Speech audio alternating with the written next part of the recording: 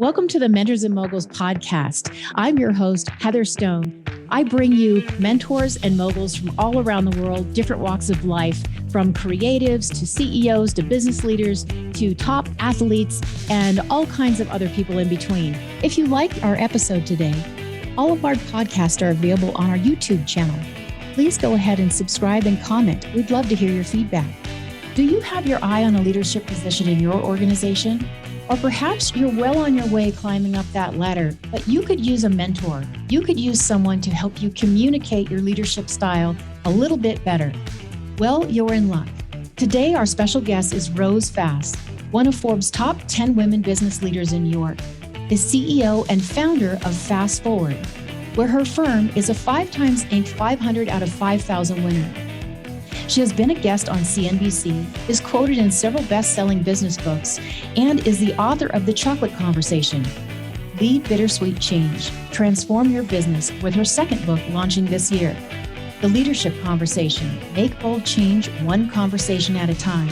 If you're looking for some of the best and most useful advice on how you can become and maintain a positive and lasting leadership style within your corporation, sit back and relax, grab a great cup of coffee, and listen to my conversation with Rose Fass.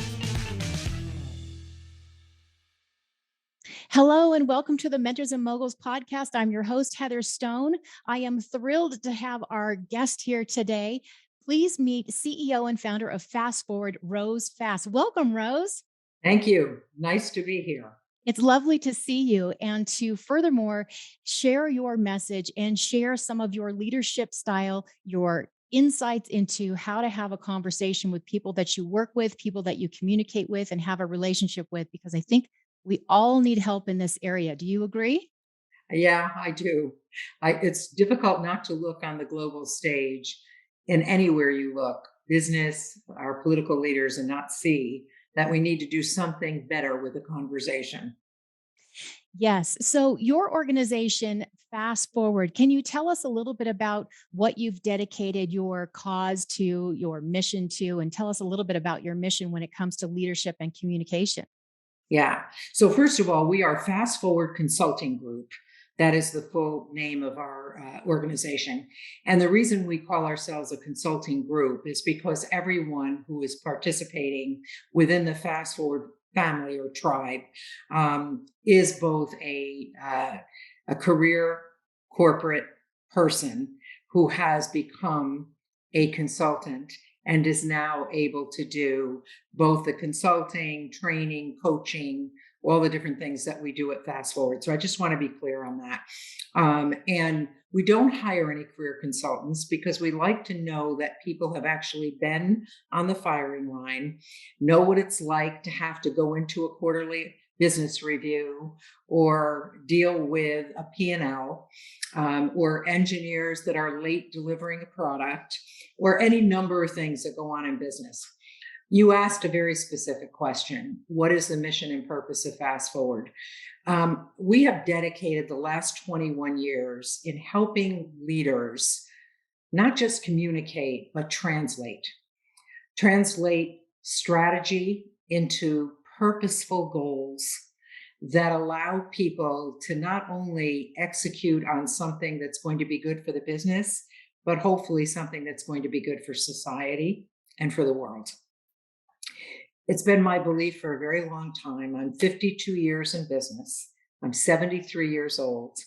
The last 35 years I have spent in executive positions in Fortune 100 company.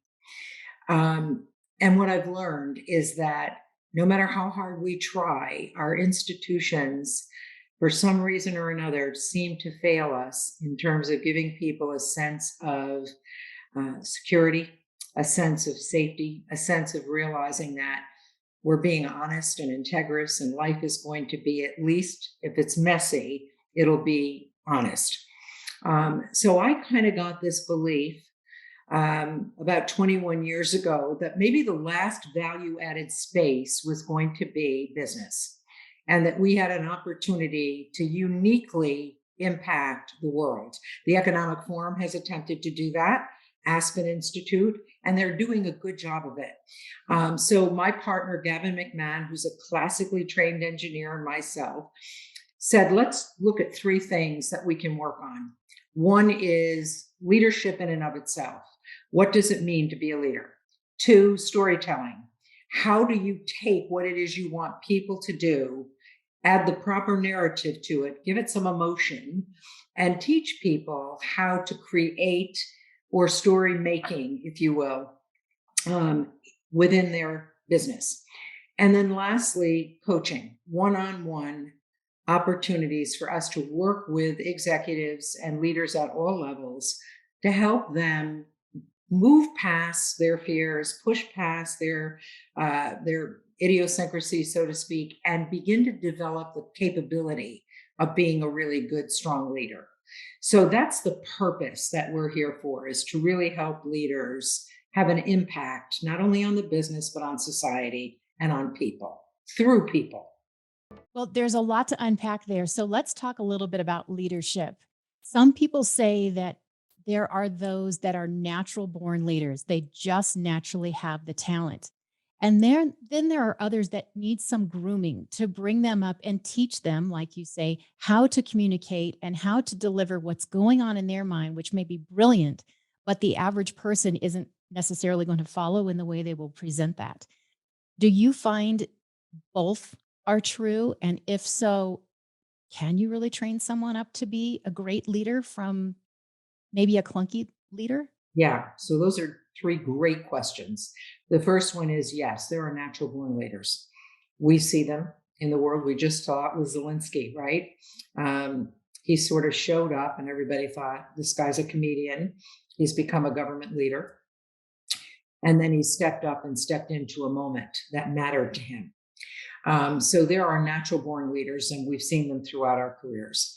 And then there are those people that aspire to be good leaders, that are outstanding at work, functional expertise, management. And we say, can we train them? I don't think you train people to be good leaders, but I think you unleash what it is that they have personally, that they're passionate about, that then can be transferred into what we call leadership. So what am I saying? Every human being, whether they're an introvert, an extrovert, whether they are naturally assertive or not, have something they're passionate about. I have a son who you would never have thought would be a natural born leader, but he's passionate about people understanding how things get fixed and how problems get solved. So when he's in that mode, he becomes the leader he never dreamed he could be. So for us at Fass Forward, we work really hard at finding the natural inflection points that every human being has that juices them, that gets them excited. And we say that then becomes the platform for whatever your leadership style moment is going to be. And so their leaders come in different flavors, just like people do. There's the quieter leader, but they have a unique ability to have patience and good teachers, and they can help you. So we don't teach one style of leadership. We don't believe in that. We think that we have to find that passion, that's something that really motivates each individual, and then say, okay, let's expand on that. Let's build off of that. Let's get you where you need to go with that. So very strong operational leaders. There are leaders that are just motivational. Mm-hmm. There are leaders that are strategic. And every one of them have something unique to bring to the party. So I think can leadership be experienced, demonstrated, unpacked, unleashed? The answer is yes. Can you train people? You can on certain techniques, but for the most part, you still have to go with the natural DNA of an individual. I've had several companies. My husband and I have had several companies together over my career lifetime. And some leaders just stand out right when they walk in the door. From interview, from the get-go, you just say, this person's got it going on. They're very certain. They know what they want. They know where they're going, and they know the 10 steps they're going to take first to get there. Confidence oozes from them. And then I've had the opportunity to help, I'll say, develop, polish up, uncover a leader that was the most unlikely person. And once they get their stride and their confidence, Right. my gosh, there's nothing they can't do if they set their mind to it. And that is so exciting for me when I talk to people that are really lacking confidence. It means you're lacking experience, right? You don't have enough wins in your back pocket. That's what I think. Um, but then there's other people that are really good at being the number two or the number three. They have all these great qualities to lead, but maybe not in the same capacity as the CEO or the person that is very dynamic out front. What do you say to that when you walk into an organization and maybe you recognize that? Any thoughts? Yeah. I actually have had a number two with me for 45 years, Mm, and it's not Gavin. She is probably the most quiet and most deliberate person you will ever meet, mm, and has been the wind beneath my sails and Gavin's for many, many years, and certainly mine for more years than Gavin. And you know what? Being a great number two, there's nothing wrong with that. And by the way, she loves that role. And there are a number of people that genuinely appreciate the opportunity to back someone up and to be that go to be that perfect chief of staff, to be that broker and bridger across an organization. I think we all have to, Heather, be comfortable in our own skin and knowing what we need to do. I mean, for me personally, autonomy is critically important. And I need to be able to be that leader that you spoke about, walk in a room, boom. right. But I'm the daughter of a Marine who taught me that I needed to be up at 0600 ready for company. Um, and I had the great opportunity throughout my life to build that kind of confidence. And I'm not everybody's cup of tea. No one is. I always say to people, we bio into the world with our brilliance and our muddy shoes. And as long as we understand that, we can be great leaders because leadership is messy. So, the first thing that I tell anybody who wants to be a leader is, are you willing to be messy? Because if perfection is your goal, not going to happen. Not going to happen. And perfect people, and we know them, are the people that don't take any risks, are the people that won't do something spontaneous in the moment. Leadership is not something you plan for. It happens in the moment, like it happened to Zelensky on the most exaggerated scale, but it happens in the moment. And you've got to be ready for that moment. So look at a Rosa Parks, who's asked to give her seat up at the bus. And she's sitting there, right? And she says nothing. And the gentleman says to her, you need to get up. Says nothing. He goes to the bus driver and says, this woman's not getting up. This is a normal practice. What's going on here? Boom. Bus driver comes back. Well, we're going to have to call the police. And she turns very sweetly to them and says, you may do so. Mm, A mm, leadership moment. That one woman did more to change a bad practice that had existed for years, just because in her heart of hearts, she knew it wasn't right. And she decided to take the risk. And all the other people of color on that bus put heads down, fearful.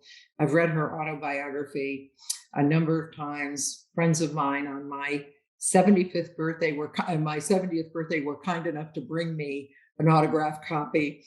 Um, it's people like that you sit back and you say, or Mary Jackson, who has the courage to go before a judge to get into an all-white high school so she can become an engineer at NASA. Um, None of these leaders are identical by any stretch. Some of them are a lot quieter, but it's that moment of truth when you decide, this is my time. I'm going to step up and step into the moment. And so I think for me, that's what we have to find in individuals who wish to become leaders. And in your uh, conversation with me, not everybody's going to be the number one, and that's okay. it is okay. It definitely is okay.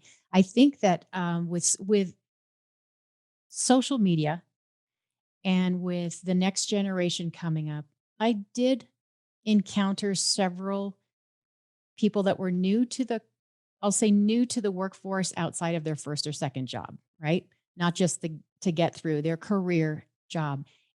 And a lot of them were expecting to have a VP title or be in the C-suite by the end of the first year.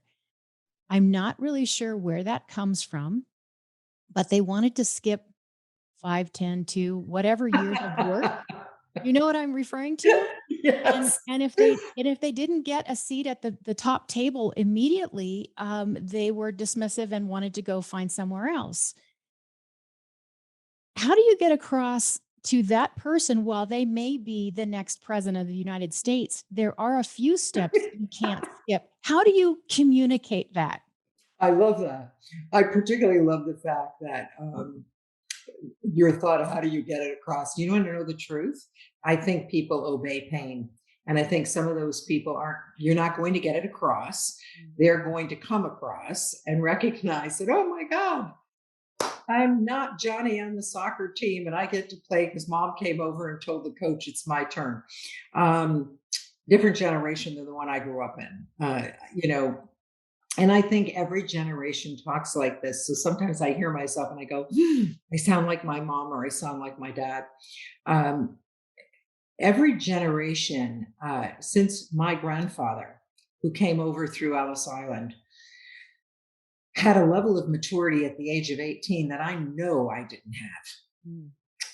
Then my dad, who was flying over Guadalcanal as a Marine in the aviator division with an 85% mortality rate at 19, had a maturity I know I didn't have at 19. My brother got thrown into Vietnam and didn't have any idea what he was in for. And today we often talk about what our ancestors sacrificed for us to be who we are. And we as parents, I made it a lot easier for my son than my father made it for me. I don't know why, Heather, but I did. I did And, too. and sometimes I feel like I should have been a little bit more, make the bed. You can put your own dish in the dishwasher, but we had the nannies and we had all this little stuff that we never had at home. He certainly wasn't up at 0600 and ready for anybody. But he found his way. And I think each generation matures later. I think that's just something that I'm noticing. They're smarter from an intellectual standpoint. They are digitally more adept than we were. Yes. They're mathematically better. The emotional intelligence, the get up and go, the drive, the I need to wait my turn. I need to learn the long way home before I start taking shortcuts. Not so much.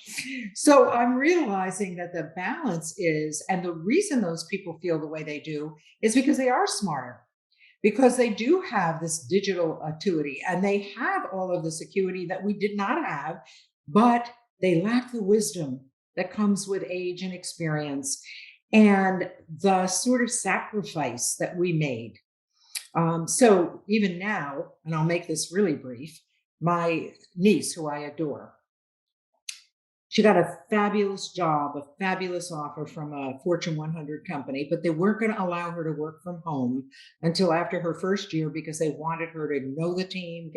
So she turned down a very, very good job at a big price point. I thought my brother was going to have a heart attack. He picked up the phone, he called me, he said, "Is this ridiculous? Is this ridiculous?" And I said, this generation wants different things. And the pandemic has opened up a complete change in the conversation. And we need to figure out how to have those conversations differently. Can't have them the way our parents had them with us. So I do think, and I've taught all of my people this, until you learn the long way home, which is all in my book, you can't take shortcuts. You can take shortcuts because you do know the long way home and you know where you can take those shortcuts, and they come from experience. And that's why you can get an experienced plumber, walk into your house and fix it like that without looking at a manual because they know. Yes. That comes from having many, many long way homes. So I don't think you get it across. I think it comes across. And once it does, the sobering realization that, oh my God, I'm not the star of this show the way I was in my family. So I'm just going to have to wait my turn. Um, Hope that answers your question, because that was a sort of it's a tricky question. It's a tricky question, but and this next generation does want completely different things. They're not Yes, they as do. motivated by they're motivated by title. I've found that, but they're not as motivated by financial gain. They want experiential. They definitely are very concerned about the world, which I think is fantastic. And I think there's more of a communal thought Yes, to everything, right? Yeah. yes. And I'm hiring a guy right now that helped me project manage this move. Brilliant young kid, 22 years old, fabulous, raised by a single mom. And he said to me, I know I could go to Morgan because I've got the financial acumen and they've asked me, but I don't want to be bald at 40 and I don't want to be stressed to the max. And I want to be able to be there for my family. And if I have kids, I want to be able to meet them at school. They're finding out things earlier than we did. And it's not because this guy does not want to work hard, just doesn't want to work in that way. And the nice part about getting to be my age is that you start to recognize both my parents have passed, Heather. And I lost my mom in 2020, not to COVID, old age, 4 days short of her 96th birthday. Mm. I lost my dad shortly before his 90th. They lived long lives and they were amazing. And my brother sent me a little picture of little Rose and little Perry with my mom and my dad, full of hope, beautiful, young, post-depression, post-war parents, ready for a future that they wanted to live into. And I looked at that picture and it just made me cry, because I thought to myself, I lived a whole lifetime with these young couple that when I look at that in that snapshot in that moment, I wonder if my dad didn't look back and say, I wish I had done some things differently, spent more time with the family, did whatever it is. So I'm more aware of my mortality now at this age than I was then. And I want to continue to make a difference in the world, but I want it to be more through young people who are living into their future. And I'm hoping to have an impact on that. I do believe that all leadership happens in the conversation, whether it's through an email, a text, a face-to-face, a Zoom meeting. It doesn't matter. It's happening in the conversation, and it's what you say and what you don't say that communicates to every person that you speak to. And I often tell my C-level executives when I'm in a coaching relationship, there are no casual conversations once you become a CEO. You can't just do a flyby. People take it too seriously. So I think the conversations that we have with ourselves, it begins there. What are we telling ourselves? And when we do things like the CEOs that I work with that say, I'm not going to tolerate this. We'll put a hybrid thing together, but I expect these people in 3 days a week. What are you anticipating you're going to get from that? And can it be their 3 days or is it your 3 days? It's those are the conversations I'm having today, Heather. That's so different than some other Jamie people. Dimon is building a whole new big office. Big building. I was just there in the old one, which is gorgeous, with the anticipation that everybody's going to be there. And everybody doesn't want to be there, and they haven't necessarily been able to attract the talent they used to attract, although they are, because they're great and he's fabulous. But why? Because these guys are looking for something, a little more freedom, a little more flexibility, a little more family time. Yes. I completely agree with that. I mean, I see it every day with people that I work with. And so, Elon Musk came out with, you've got to get back in the office or you don't have a job. You think that was a bold move. However, it's his company. He can hire and fire anybody he wants. He's got a mission. and he knows how he likes to get there. I've been to SpaceX. I don't know how you can do a lot of that remotely, to be honest with you, but again, that's above my pay grade when it comes to the engineering factor. What do you think about that? I think you said something in the last part of that statement that is the key. If you cannot honestly do the job remotely, then that's the job. In his case, you can't. I mean, he needs these people collaborating on the inside, doing the innovation. I'm sure there are certain aspects you can do remotely, but if you want to work in SpaceX with Elon Musk, and my son would probably go crawling to get there because he would love that, he'd make it work. He'd be at work. It depends on who you are, what you want to do, how you want to do it, and with whom you want to do it for. And the people you get to work with in a case like that. So I think you're right. Elon Musk has a particular mission that is going to require that. Look at Amazon. I mean, you can't get deliveries if people aren't going to pick up a truck and come drive to work. Exactly. They can't pack your boxes if they're not going to. We just got to be realistic about what jobs can be done remotely and what cannot. And not everything is professional services. It's hard to sell remotely. It is. Although salespeople are learning how to do it, being in the desk in front of someone becomes an important part of that equation, or at least meeting them somewhere. Gavin has said to me, what takes place of walking the halls? Mhm. Well, we have to send out notes. We have to reach out. We have to get in front of people. We have to remind them that we're around. I remember walking through buildings pre-pandemic, and just by running into someone, it got us another gig. That's not Exactly. available anymore because half the companies are still not allowed in the building. So I think it's going to be an interesting world that we're living into, an interesting future. We're up against a lot right now, Heather, and I don't envy people starting their careers right now. This is not going to be easy to navigate. Yes. Well, the pivot is definitely first and foremost in most people's minds. I just got back from a 2-day business trip in LA. And as I woke up in the morning, I turned on the local news, some of the broadcasters I know and I love. The first 5 stories were horrific. The crime was up. It was just horrific for me because that's my hometown, right? And then they said, oh, and by the way, the mask mandate is probably going to come back. And half the people on the streets were wearing masks. It was just a different place. Yes. And it did make me very sad. I thought we can't possibly go through another round of this because when I came up, relationships, you can forge them over the internet, Zoom, phone calls, but there is something different when you sit down with someone and even have a 5-minute conversation. There's a level of trust that you immediately break through when you're sitting there in the same room face to face. I don't know how you replace that. I mean, I know we're trying. We absolutely have to change the way we do things, but I think it'll take a while for people to replace that. What do your There, executives say?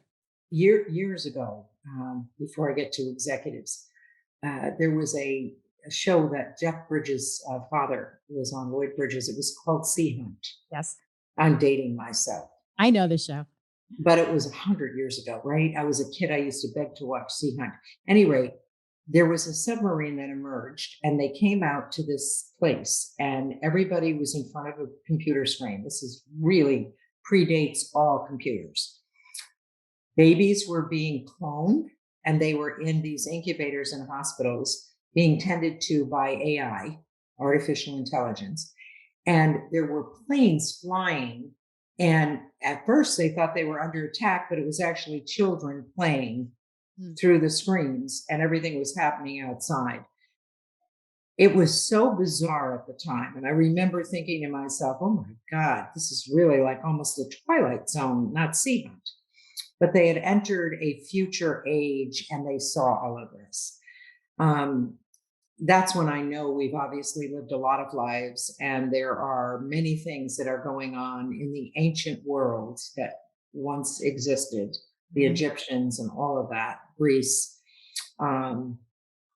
that stuff happened and existed before we could even imagine it. And the imagination is the remembrance of some of those previous existences. Now I'm getting really out of my realm here, but that's what it feels like. I work with an executive that's a CMO for major financial concern. And he had spent some time, he's written a beautiful book, and he has spent some time in SpaceX. And he was looking at all of this through a telescope, and he said, it makes me realize this universe is so huge and I'm so small and a part of it. What am I going to be doing differently? What are the new technologies going to discover? And I'm wondering, social media, when it first came out, I stayed away from it. I wasn't an early adopter. And now it's such a beautiful way for me to communicate with my nieces and the pictures. And I don't do a lot of political stuff on it because I don't want to deal with that, but I do family stuff.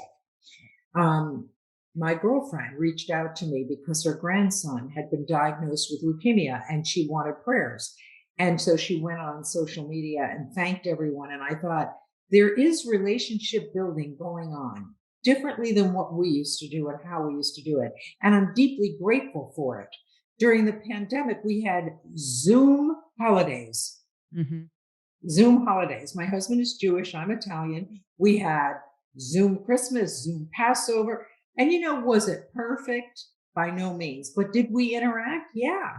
And what was interesting is this woman that works with me for 45 years told me that the cousins, her son and his cousins, are still doing it since the pandemic, having Zoom Sunday. What'd you have for dinner? And they're having because Italians always like Sunday dinner in the afternoon. So this was so I think we're going to have to adjust and we're going to have to adapt. Now, I'm looking at the mask thing and I could get into all of that. I think it went on too long. I'm boosted twice and vaxxed and all those things. And I think you do the best you can, but people, whether they're wearing a mask or not, are getting it. So I'm not sure everyone's covering their face for the purpose of pandemic layover or worry about getting COVID. I think some people found the mask a great way to go in and be insular and kind of not have to face the world all the time. I don't say that's everyone, but I do know I have women in my building and different things in New York that I feel that, Heather. I feel like this was a way I don't have to put on makeup. I can walk outside. I can just hide for a while. And that's okay. I'm hoping we don't go back to the mask mandates. I'm living in a state where I don't think we will. Right. And I'm happy to be here for that reason. Yes. I think we need to be careful. But I think whether we like it or not, we're going to have a different dynamic. And we are living in that. And I think it's going to be with us for a while. I agree. It is here to stay. And through sometimes I would say great tragedy or great disruption, that's when the great new ideas are born, right? And that's when maybe they can fast track new inventions and new things can fast track faster than they would have had we not had been forced into this situation. So there are pluses and minuses. I completely agree. I was talking to an executive of a cosmetic company not too long ago, and they said, "Do you know our sales of lipstick plummeted when the mask came out? Just plummeted. We're so happy that the masks are off." I never thought of that, but of course, why would Nobody you buy it? I literally got a mask with a clear face so I could keep wearing it because I started my career in cosmetics. And when you get to be my age, if your lips aren't colored, you look dead. So I just decided, you know what? I have to figure this out. But he's absolutely right. And hopefully it comes back up. Maybe we do more with the eyes because that's what's showing. I think they've got to figure that out and figure out what part of the body do we need to accentuate so we can make up for the loss in lipstick.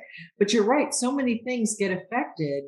And, Gavin, my colleague and partner, wrote an article, "Work Has Left the Building." And I think it's very interesting. Look at us. We're enjoying this. Now, would I love it if you were here and we were just, having coffee? And yeah, I'd like that even more. But we're here and we're making the best of it. And, you're a lot younger than I am, but, you're not a millennial. So here we are, right? And we're making it work. So I just think we can't be, if you're doing it for Elon Musk's reasons, then I think that's a good thing that you're doing. If you're doing it because it just feels like you should, then maybe you need to step out of your generation and adopt a different mindset. True, true. If you had three things that you would tell someone, you think you're a great leader, you probably are. What are the three things you need to incorporate with the way you address and communicate with the people around you in order to get them to follow, perform? Think a lot of people think they need everybody to be their best friend and be the most loved leader. I think that's very dangerous. But what are the three things that you think a leader needs to know? Yeah. So I don't know if these are the three things that would be mine. Mhm. I think the first thing is to listen very deeply. I think the greatest respect you can pay anyone is to not only listen to what they've said, but remember it and be able to play it back. So I'm going to spend a minute there. Met a woman at the pool, I don't know how many Saturdays ago, quite a few, maybe months. And every time she's reintroduced to me, she doesn't remember. And I'm not hard to forget. I'm not easy to forget. Mhm. So I mentioned three things that she said on the first visit. Mentioned three more that she said on the second, and she was startled. And she said to me, "Oh my God, how do I not remember you?" And I said, "Well, I don't know, but I was listening very deeply to everything you were saying. And I wanted you to know that I see you and I know you. And maybe next time we won't be reintroduced." I think that has happened many times to leaders, CEOs who've been introduced to someone and it bothers the person. Bill McDermott, who's the CEO of ServiceNow, would never forget that he met you. That would be Mhm. something that he would always have top. Ajay Banga, who was previously with MasterCard, now with General Atlantic, same thing. Anne Mulcahy, previous CEO of Xerox, would not forget she had met you. Those are people so that's the one thing that's very genuine that people really appreciate, that you saw them, you heard them, you remember them. Mm. Number one. Number two, that whatever you say to someone isn't generic, but that it's actually geared toward their listening. Speaking to someone's listening. Even when you're speaking to the masses, you want to speak in a way that it's emotional, it's got some wisdom, and people can relate to it. Simple, not complex, real. Going back to Zelensky when he said, "Appreciate the offer. I'm not looking for a ride. I need some ammunition to take care of my country." Everybody got it. That's a beautiful thing. So that's the second thing. And then the third thing is you go first. I think that it's really important that whatever you're asking someone to do, you are willing to do it and you've demonstrated it, you go first. It isn't about, delegating. It's about demonstrating. And there's a wonderful book, Gates of Fire, and it talks about the whole war between the Spartans and uh, what was going on in the 100, and you've seen a lot of movies about it. But the king starts putting the first brick up to build the wall. That's what I think. You go first. The only time you go last is when you're in the line to eat and all your people are there, then you go last. Mhm. Mhm. I love that. Well, I've always led by example, saying I'll be in the trenches with you if I ask you to. I was in sales for a long time. If I ask you to knock this goal out of the park, I'll be crossing that finish line first with no shortcuts, because I felt like that would give them the confidence to say, I'm suffering right along with you. No, it's not fun, but we can do this together. Not Right. everybody likes that method, but I always liked it. They thought I should be in an ivory tower somewhere. And I said, no way. If I ask them to do it, I'm going to make sure that I'm doing the same thing. So you obviously like that approach. Yep. Yeah. I do think I think it's important. And I do think it's important to um, try and understand where people are coming from when you speak to them without being too empathetic all the time. Certain amount of empathy, but I guess that could get you into trouble as well. But Yeah. And I think it's okay empathy is a good thing because, right, empathy says, I acknowledge your pain. yes. But you can't coddle people. Yes. Because coddling then forces everyone to lean into you rather than to lean into what they need to do. I think that's important. Rose, I could talk to you all day. You are a wealth of wisdom. You've got a vast amount of very, I would say, experience that a lot of people, I don't know, I don't care what your age is, a lot of people could learn a lot from you. If people want to reach out to you, tell their C suite about you, if they haven't heard about you, where can they find you? And also, you've got a book coming out. Can you talk a little bit Yes. about that, or where can they find that? Yeah, in fact, it's on LinkedIn right now. Certainly people can reach out to me through LinkedIn. I'm there and I really answer as many of my conversations as I can. So I've had like almost 200 responses to the new book. It's Tiffany Blue. So you can't forget that. I'm thrilled because it's a feminine book with, it's got a feminine look to it, but it's got a masculine undertone. So it's very, very cool. And the book is going to be actually launched formally in October. It's all written.